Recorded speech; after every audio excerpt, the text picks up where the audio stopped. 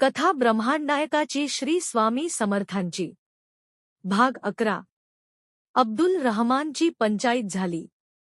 अतिथीस पाणी नाही हे कसे सांगावे। मुले मात्र निरागस व भोळी होती। छोटासा तन्वीर बाहेर धावला आणि म्हणाला, आजोबा, आम्ही तर 3 दिवस पाणी प्यायलो नाही आहोत। आमच्या घरचे पाणी संपलेले आहे। बाजीगा छोट्या भावाला दटावून आत बोलावू लागली। योगीराजांनी अब्दुल रहमानला हाक मारून बाहेर बोलावले व म्हणाले, घरात पाणी नाही म्हणून काय झाले? दारात तर एवढे आहे त्यातले का देत नाहीस? अब्दुल रहमान बुचकळ्यात पडला। त्याला कळेना की हे बाबा असे का म्हणत आहेत। तेवढ्यात योगीराजांनी हातातील अरबी छडी जमिनीवर आपटली आणि आश्चर्य! खजुरांच्या 2 खुरट्या झाडांभोवती मोठा झरा फुटला। रेतीतून पाणीच पाणी वर येऊ लागले व एक छोटेसे तळे बनले। अब्दुल रहमान व त्याची पत्नी आश्चर्यचकित होऊन पाहत होते। तन्वीर व बाजीगा आनंदाने टाळ्या पिटून पाणी पाणी म्हणून नाचू लागली। योगीराज अब्दुल रहमानला म्हणाले, मी तुझ्यासाठी तुझ्या या निरागस मुलांनी केलेल्या प्रार्थनांमुळे झमझमचे पाणी दारात प्रकट केले आहे। तुम्ही आता सुखात आनंदात रहा। अब्दुल रहमानने योगीराजांना काही दिवस आपणाकडे थांबा अशी विनंती केली। योगीराजांनी ती मान्य केली। अब्दुल रहमानचे झोपडे आता त्या तप्त वाळवंटातील ओएसिस बनले होते। काही दिवस योगीराजांनी तिथे मुक्काम केला। दोन्ही मुले योगीराजांच्या अंगाखांद्यावर आजोबा आजोबा म्हणून खेळत होती।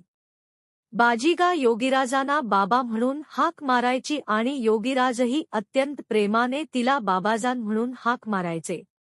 छोटा तन्वीर तर योगीराजांच्या डोक्यावर चढून बसून खेळायचा। योगीराज अब्दुल रहमानला म्हणायचे, तुझा हा पोर माझा ताज होणार आहे। रोज अब्दुल रहमान झोपड्या बाहेर फाटका तुटका गालीचा घालून मक्केच्या दिशेने तोंड करून प्रार्थनेस बसायचा। परंतु गंमत अशी व्हायची की योगीराज जिथे बाहेर बसलेले असत त्या दिशेला गालीचा आपोआप वळत असे। मुले टाळ्या पिटून नाचत असत। अब्दुल रहमान चक्रावला व त्याने योगीराजांना याचे कारण विचारले। योगीराज म्हणाले, अरे, त्या पराशिवाला ह्या अरबस्तानाच्या रेताडात मीच बसवला व सामवेद उलटा म्हणून दाखवला। त्यामुळे तू कुठेही तोंड करून पराशिवाची प्रार्थना केलीस तर ती माझ्याकडेच वळेल ना। ही तुझी पोरे फार भाग्यवान आहेत। माझे प्रत्यक्ष सानिध्य त्यांना लाभल्यामुळे पुढील जन्मी तुझी मुलगी 18व्या शतकाच्या शेवटी गुलरुख होऊन अफगाणिस्तानात राजघराण्यात जन्म घेईल। पुढे ती सिद्धयोगी होऊन पुण्यनगरीस जाणार। एका अवतारित महात्म्याला हिला पुण्यनगरीत अनुग्रह देण्याचे काम मी दिले आहे। हिच्या सोबतीला माझ्या लाडक्या शंकर बाबालाही पाठवणार आहे। नंतर डोक्यावर चढून खेळणाऱ्या तन्वीरकडे बोट दाखवून म्हणाले, हा बघ माझा ताज, याला मी तुर्यावस्थेतील योगी बनवून 19व्या शतकाच्या मध्यास माझ्या विशेष कामासाठी पाठवायचे योजिले आहे।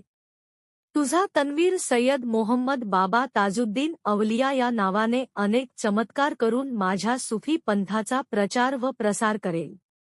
म्हाताया अब्दुल रहमानचे डोळे भरून आले। तो सारखा योगीराजांना सलाम करू लागला। योगीराजांचे वाळवंटातील काम झाले होते। त्यांनी आपली छडी उचलली व प्रेमपूर्वक चौघांनाही आशीर्वाद देऊन समोरील उंच रेतीच्या डोंगराकडे झ्वझ्प पावले टाकत चालू लागले व दृष्टिआड झाले। क्रमशः हा व्हिडिओ आवडला असल्यास लाईक करा, शेअर करा आणि चॅनलला सबस्क्राईब करा। नवीन अपडेट्ससाठी बेल आयकॉन दाबा।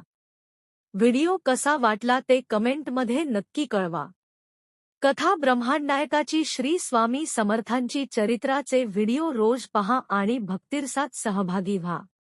आपल्या प्रेम आणि समर्थनाबद्दल मनःपूर्वक धन्यवाद।